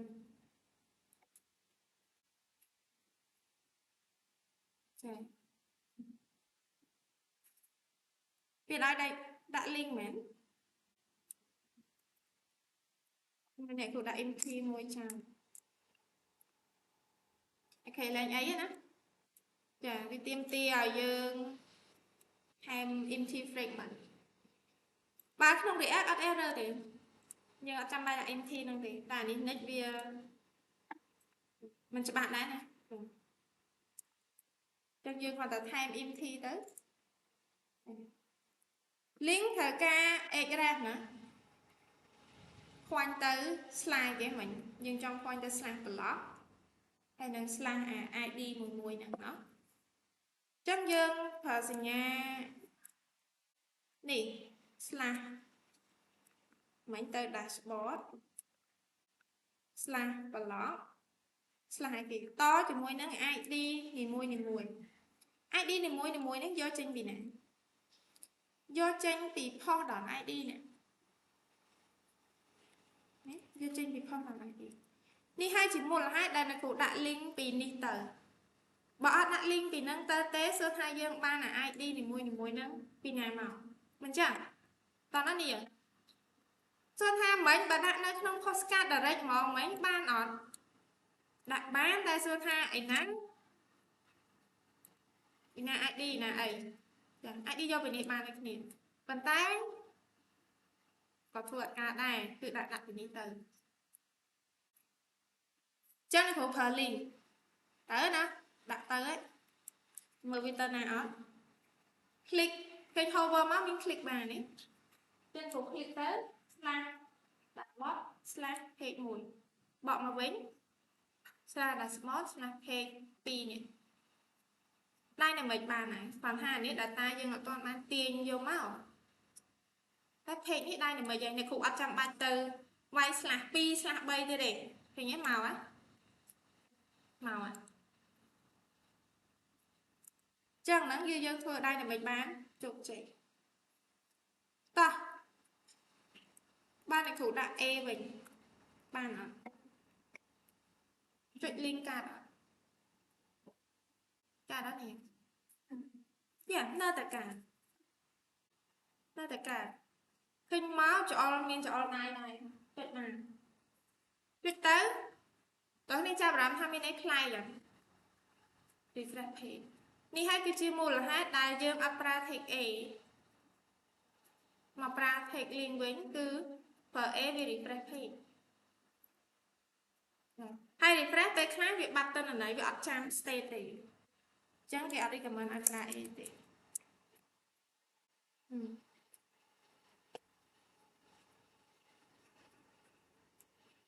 ចឹងរួចរាល់សម្រាប់ដៃយ៉ាងម៉េចនេះគូអត់ຕົកពេលយើងអនុវត្តទេព្រោះគិតថានេះយើងអាចនឹងធ្វើអត់ទាល់ដែរហើយក៏ចំណាយពេលច្រើនដែរអញ្ចឹងតែគូធ្វើឲ្យហើយមកត្រាសិនបើសល់ពេលចាំគ្នាយើងអនុវត្តហើយបើអត់ទេគឺយើងទៅធ្វើនៅផ្ទះហើយសាប់មីនឲ្យអ្នកគ្រូវិញខលតែនេះខលអញ្ចឹងយើងធ្វើដែរតែមិនបានដែរប៉ុន្តែអាទៅ page block មួយហ្នឹងគឺអត់តន់ទាញ object មួយមកទេអញ្ចឹងទៅមើលនៅណានេះដល់វគ្គយើងទាញចឹងទាញធម្មតាគឺដូចគ្នាដែរយើងចង់បង្កើត function នៅក្រៅក៏បានដាក់នៅក្នុងក៏បានដាក់នៅក្នុងក៏បានហេងួយដេកមែននេះយំមិនបានគេមែនបានដែរងុយផឹកកាហ្វេណាចាចេះផឹកកាហ្វេអត់ដាក់កាហ្វេណាងុយទៀតសលេងគ្រូព្រោះពេកមែន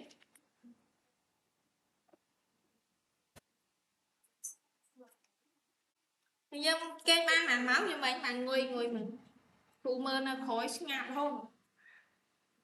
គេបានម៉ោងលេងហងគេបានម៉ោងយើងមិនបាន6ច្រើន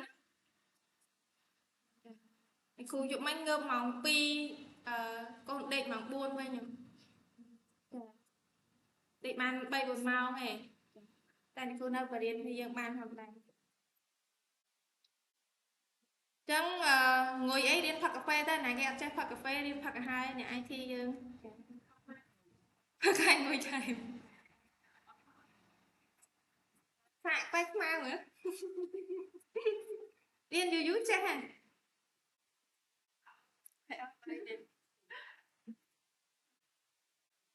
អត់អីហ្នឹងស្រែលើគ្នាយើងខ្លាចអស់លុយតែផឹកសិតមួយឆា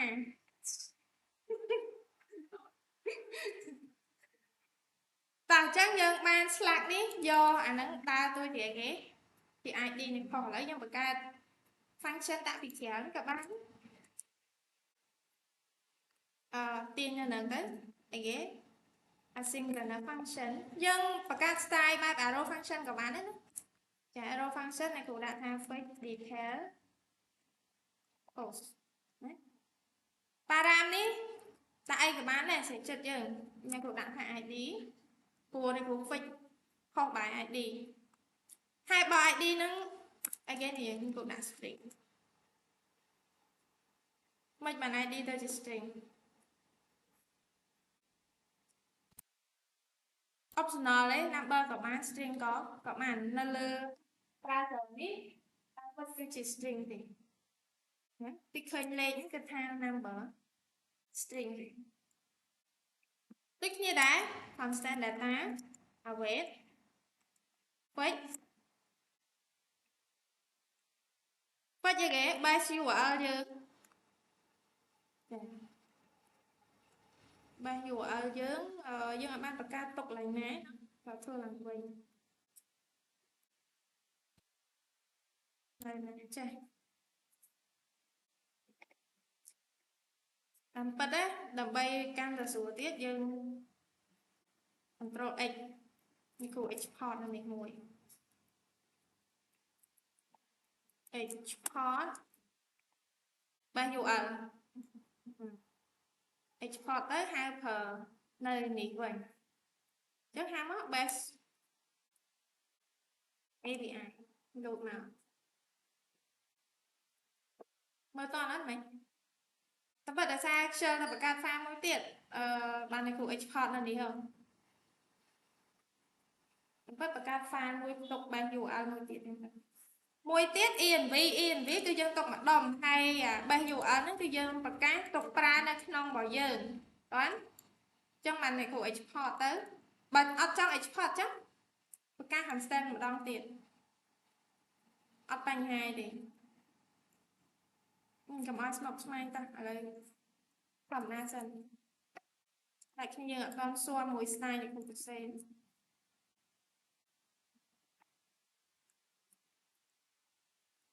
ខាងមកវិញអញ្ចឹងពេលត្រូវការប្រើនឹងដែរជំនួសឲ្យការហៅប្រើគឺប្រកាសឡើងវិញ Web fix API មើល API សិនហា API ទៅ detail object មួយហ្នឹងគេមាន URL មិនslash លេខ1ហ្នឹងនេះគឺថែម slash មួយទៀតហើយទៅ ID ហ្នឹង API គេអញ្ចឹងយើង follow ដែរមក API នេះយើងតមួយ post slash ID អញ្ចឹង ID ណាគឺ ID នេះ ID បាន data ហើយដូចគ្នាដែរផុសនេះមិនបាច់មាន S ទេព្រោះផុសនេះតែមួយឯង await ដែរហើយយក data ហ្នឹងដល់ភាសានេះចា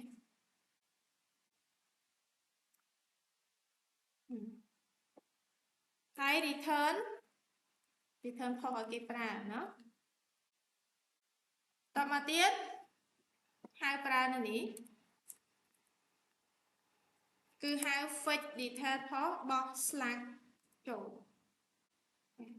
ហៅប្រើហើយប៉ុន្តែសួរថា function ហ្នឹង return ត្រូវមានអីចាំទទួលអញ្ចឹង constant post មកទៅធ្វើមិនទៀតដាក់ await អត់ចាដាក់អត់ដាក់ណាគេចាក់យកដាក់ណាគេចាក់យកអត់អូខេហោះអញ្ចឹងអ្នកគ្រូview មើលខុសយើងឬក៏នេះកំតាន់អាទៅដល់ view មើលគឺយើង console log ផុសនឹងមើលសិនណាមានតំណែងអត់ទៅហើយ inspect មើលចា error ច្រើន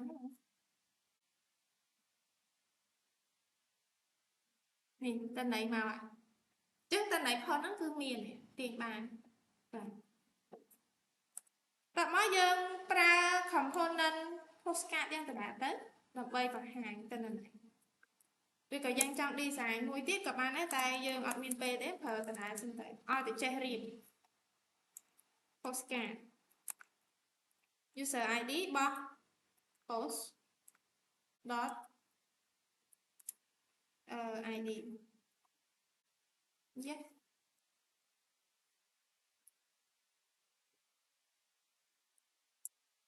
user ID post dot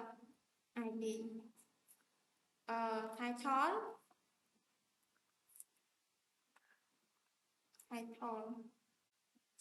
post dot title body post dot bar ចេញមកអូខេចេញមកហើយ dynamic មកណា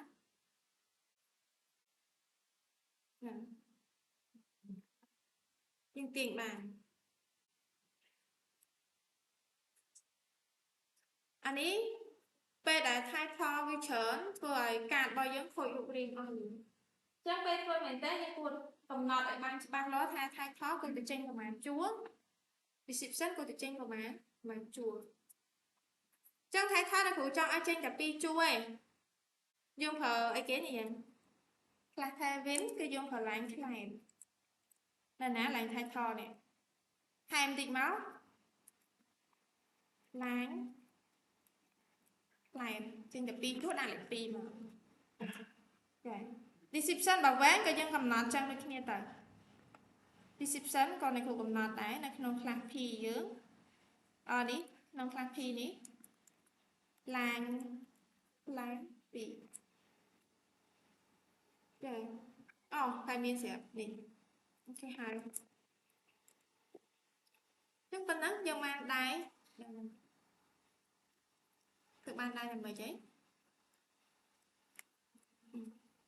cái này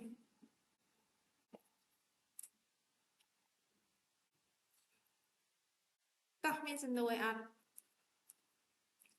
process này là của thua mấy cứ dương thua mấy ở đây là mình sần đây là mình cái đầu sần trắng này của create folder block hay nâng slack ấy bật cà phêต่อมาទៀតគឺយើងទៅចាប់ប៉ារ៉ាមដែលយើងវាយ slash block slash លេខ2 slash block slash លេខ3ហ្នឹងដើម្បីចាប់យកគោលបំណងចាប់យកប៉ារ៉ាម destructuring ចេញពីប៉ារ៉ាមហ្នឹងគឺគោលបំណងយកអាលេខ slash នេះ1 2 3ហ្នឹងពេលយកបានហើយយើងទៅបង្កើត function ដើម្បីទៅ load ទិន្នន័យ detail post by id ហ្នឹងនេះដែលយើងមើល API យើងគឺ post slash i id ហ្នឹងគឺយើងជាអ្នកបង្កើតខ្លួនឯងទេចាអញ្ចឹងពេលដែលយើង pass ឲ្យមកវិញ slash នេះដើរតួជា id ដែលយើង expect នឹងទទួលបានហើយយើងចាំទទួលពី function ហ្នឹងមកព្រោះ function ហ្នឹង return តែមកឲ្យយើងអញ្ចឹងពេលបានហើយយើងគ្រាន់តែយកមករៀបនៅក្នុង component postcard យើងដដែលទេណារៀងលឿនតិចហើយដោយសារតែនេះបែបជា review ទេពួកគ្នាយើងក៏ធ្លាប់រៀនអានឹងហើយមិនសារហើយមិនចឹងចាហើយមិនសារហើយមានស្ដាប់ទៅតន់ណាដល់នៅក្រោយឆ្ងាប់ដល់មើលឡើងមកមុខមើលមិនឆ្ងាប់មែនឡើងមកសេកូនមើលឆ្ងាប់ឡើងដល់ហើយចារយះមាត់ហ្នឹងមិញ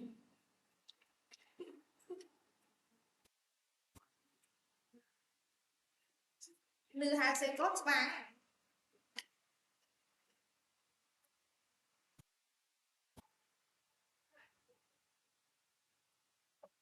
តន់នេះmìnhលឿនពេកអត់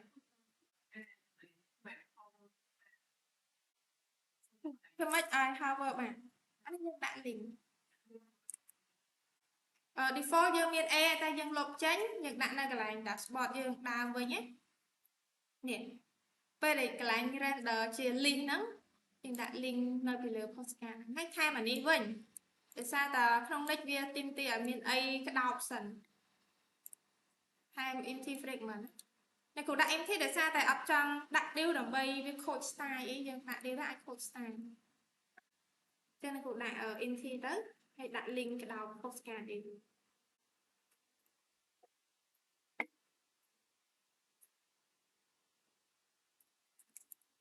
ធ្វើ dashboard layout ផ្សេងអត់ប្រើ default layout របស់ home page ទេអញ្ចឹងយើងត្រូវធ្វើម៉េចដើម្បីបង្កើត layout គឺត្រូវបង្កើតចេញពី file layout ហើយយើងគេដាក់នៅណាចឹងគ្រូដាក់នៅក្នុង dashboard ទៅតំណាងថានៅ layout របស់ dashboard គេបង្កើត file មក layout.ts អញ្ចឹង layout គេទៅ save បែបណានៅក្នុង បើយើងអត់ចាំ syntax ទេមកមើល document មកធ្វើក៏អត់ចាំដែរតែយើងមើលទៅយើងដឹងថាហ្នឹងគឺកូដផ្សេងចឹងដំណើរការបែបណា export default function ដាក់ dashboard layout មកហើយនៅក្នុង layout ហ្នឹងត្រូវការ children ដែល children ហ្នឹងគឺជា type react node តោះ export default function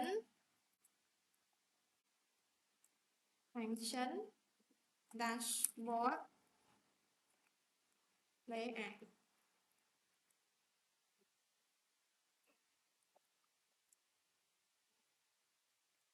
នៅក្នុង dashboard layout ហ្នឹងត្រូវការបិទ curly bracket ហ្នឹងចាត្រូវការ children ទី2ត្រូវការ children ទៀតហើយ children ហ្នឹងថែពីគេ react node react node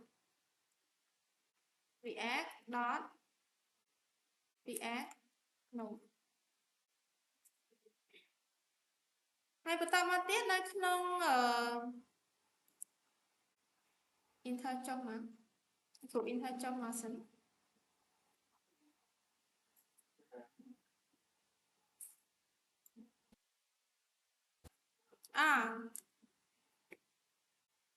ខាឌីបាត់ឌីអូខេតតមក return យើង return នេះគេអញ្ចឹងreturn បើយើងមើលនៅក្នុងគំរូរូប layout ធំនេះគេមាន HTML body អីចឹងទៅអញ្ចឹងនៅក្នុងនេះគេអត់បានដាក់ទេគេ return ហត់អាស្រ័យលើការចង់បានរបស់យើងទេថា return នេះយើងដាក់ត្រឹមតែ section ឬក៏ដាក់ត្រឹមតែជា semantic element ក៏បានឬក៏យើងដាក់ទៅដល់ដូចអា original របស់វានេះក៏បានក្នុងករណីដែលយើងចង់ configuration ដាច់ដោយឡែកពីរូបនេះយើងដាក់អានេះទៅដាក់នឹងទៅអញ្ចឹងអ្នកគ្រូ copy path យកទៅវិញ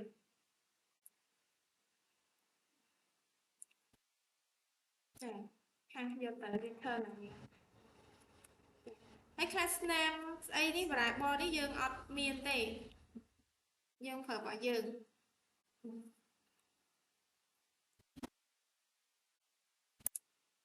class name យ៉ាងណារបស់យើងវិញ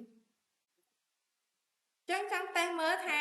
layout របស់ dashboard ហ្នឹងអ្នកគ្រូតេស្តមើលទេ BG ពណ៌ទឹកសមុទ្រនេះចឹងចឹងអ្នកដែលយក dashboard layout គឺបានពណ៌ background នេះមក whole body វាតែម្ដងបាទអញ្ចឹង block ហ្នឹងជា layout របស់ dashboard ដែរត្រូវនេះចឹងឃើញទេយកចេញពណ៌ខអី layout dashboard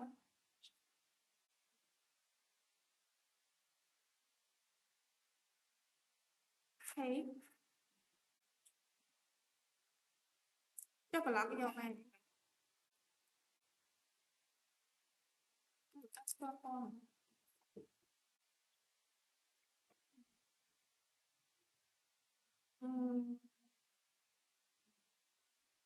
ឆាទៅសេ comment មើលសេចឹង return react node export default function react node return children block layout ក្នុង dashboard មាន layout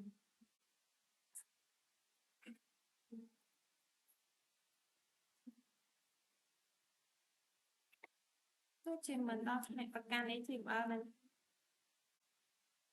គួរដាក់ត្រឹម section សិនមើល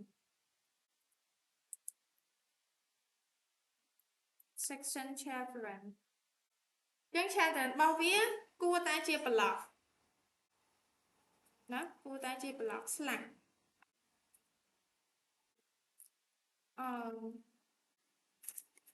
មិនមកវិដក HTML សាកម្ដងទៀតអញ្ចឹងថាវាប្រកាន់សាច់ block វាអាចនឹង duplicate HTML មាន2រៀងពេលចេញមកវាចេញ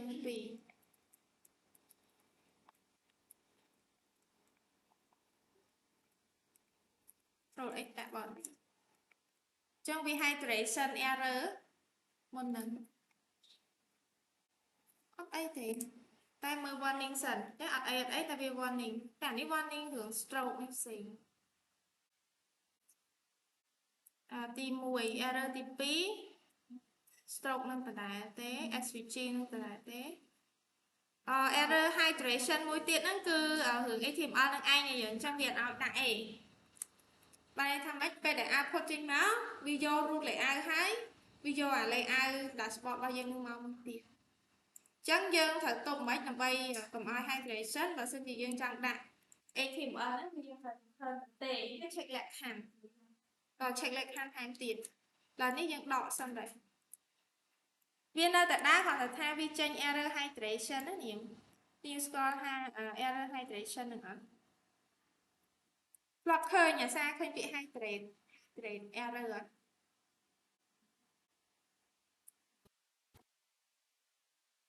error là nha mọi người mình phụ control set mà với nhé error hydrate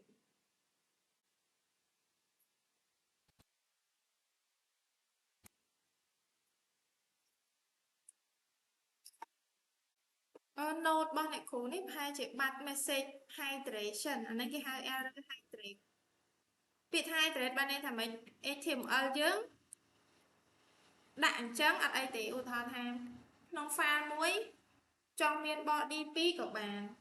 ចង់មាន HTML 2ក៏បាននៅតែចេញអត់ error តែនៅក្នុងនេះគឺប្រកាន់តើនេះសូម្បីតែនៅ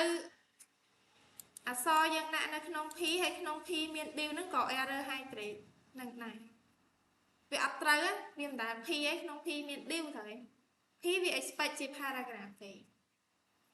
ចឹងនេះគឺវា error បែបនេះឯង structure HTML របស់យើងចឹងវា error តែដល់ពេលនិចនៅគ្រូនិច24នេះលេងជាពាក្យ node របស់យើងនេះតោះចឹងយើងចង់ប្រើអញ្ចឹងក៏បានដែរតោះតែ check លក្ខខណ្ឌសិនឥឡូវនេះកុំតន់អាចដល់លក្ខខណ្ឌហ្នឹងយើងដាក់ត្រឹមធម្មតាសិនចឹងឃើញទេនៅក្នុង layout នេះគឺចេញអញ្ចឹងចុះត្រឹមដាក់អា home page របស់យើងហ្នឹងមានទេអត់មានទេអត់មាន background ពណ៌ហ្នឹងទេទេណោះតែ layout របស់ dashboard ហ្នឹងគឺមានពណ៌ហ្នឹងគេមិនថាមុនហ្នឹងស្រាប់គ្នាថារៀនដល់ client ដែរអត់ដល់ទេអស់មកវិញចឹងអ្នកណាដែលធ្វើអត់ទាន់ហើយអ្នកដែលធ្វើទាន់ក៏ដោយ submit ឲ្យអ្នកគ្រូតាម Google Classroom ហើយ requirement គឺធ្វើដូចអ្វីដែលអ្នកគ្រូបានធ្វើមិញហ្នឹងចឹងយើងមាន component យើងមាន list មកជាលក្ខណៈ postcard ចឹងទៅហើយចុចទៅកាតមួយហ្នឹងគឺទៅដល់ detail ណាទៅដល់ detail ហ្នឹងតែប៉ុណ្្នឹងឯងហើយមាន layout បន្ថែមមិញទៀតណាអូខេតោះចឹងប៉ុណ្្នឹងចុះអូប៉ុណ្្នឹងតែគ្នាយើងនៅសល់កន្លះម៉ោងទៀតអនុវត្តបន្តទៅហើយបើហើយ submit ឲ្យ true ទៅព្រោះការងារយើងមានបន្តទៀតណាមានការងារអីផ្សេងទៀតទេគ្រូសេចក្ដីអីមានដាក់ឲ្យចំហាត់ច្រើន